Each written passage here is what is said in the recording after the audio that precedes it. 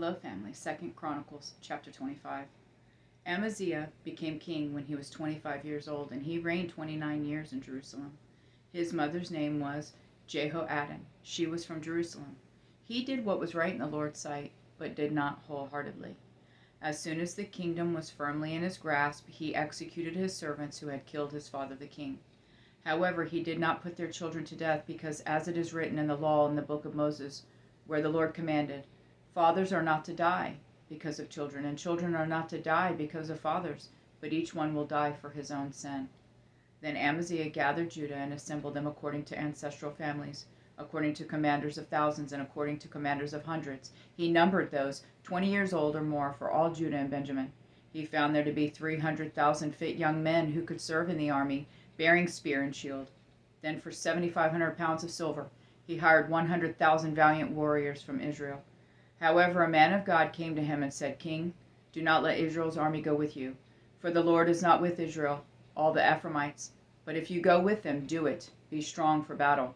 But God will make you stumble before the enemy, for God has the power to help or to make one stumble." Then Amaziah said to the man of God, "What should I do about the 7,500 pounds of silver I gave to Israel's division?" The man of God replied, "The Lord is able to give you much more than this." So Amaziah released the division that came to him from Ephraim to go home. But they got very angry with Judah and returned home in a fierce rage. Amaziah strengthened his position and led his people to the Salt Valley. He struck down 10,000 Serites, and the Judahites captured 10,000 alive. They took them to the top of a cliff where they threw them off, and all of them were dashed to pieces. As for the men of the division that Amaziah sent back, so they would not go with him into battle, they raided the cities of Judah, from Samaria to Beth-horon, struck down 3,000 of their people, and took a great deal of plunder. After Amaziah came from the attack on the Edomites, he brought the gods of the Serites and set them up as his gods. He worshipped before them and burned incense to them. So the Lord's anger was against Amaziah, and he sent a prophet to him who said, "Why have you sought a people's gods that could not rescue their own people from you?" While he was still speaking to him, the king asked, Have we made you the king's counselor? Stop.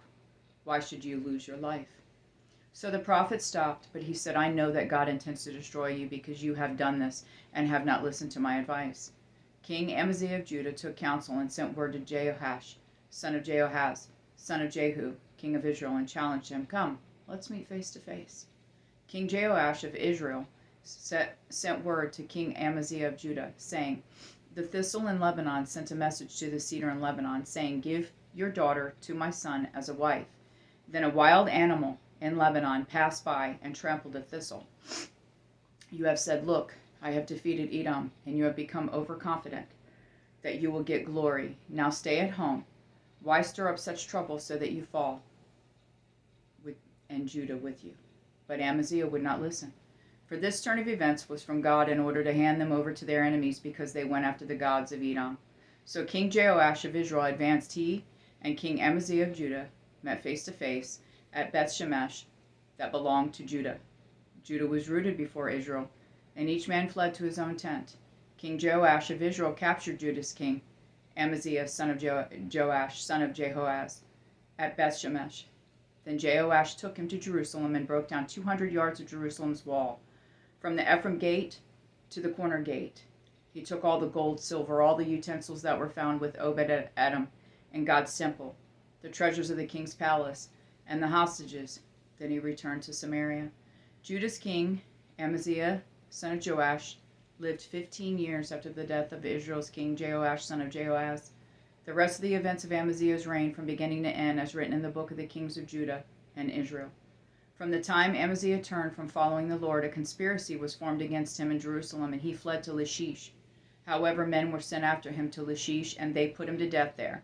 They carried him back on horses and buried him with his ancestors in the city of Judah. I love you, Jonathan, Jesse, and Ryan.